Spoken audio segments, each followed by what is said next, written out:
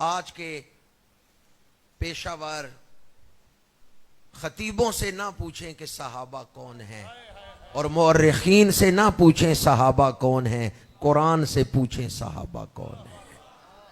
صحابہ قرآنی شخصیات ہیں، قرآن ان کی شان بیان کر رہا ہے، خود رحمان ان کی شان بیان کر رہا ہے۔ تو صحابہ کی جو بھی صفتیں ہیں، شانیں ہیں، عمدہ خصائل ہیں، وہ کس وجہ سے ہیں؟ وہ نسبت مصطفیٰ سے ہے۔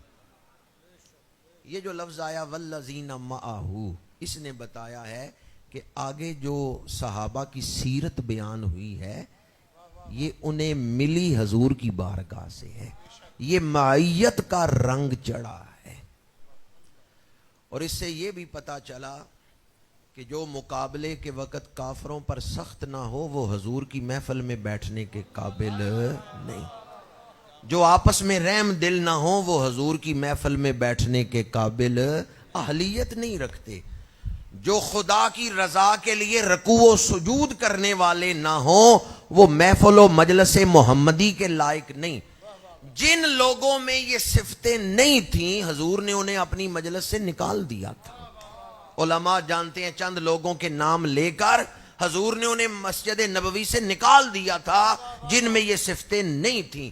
جنہیں آخر تک اپنے پاس بٹھائے رکھا ہے، ثابت ہو گیا وہ قرآن کی اس آیت کا مصداق ہے۔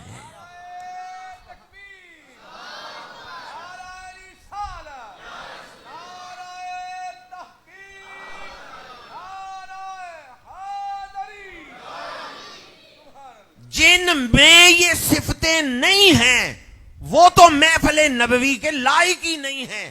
جن میں یہ صفتیں نہیں تھیں حضور نے نام لے کے انہیں اللہ کے حکم سے نام لے کے مسجد سے نکال دیا، اور جنہیں آخر تک پاس بٹھائے رکھا ہے مطلب ہے وہ والذین معہ کے مصداق ہیں۔ آگے جو شانیں بیان ہوئی ہیں وہ ان میں موجود تھیں، اس لیے آخر تک وہ معیت محمدی میں ہی رہے۔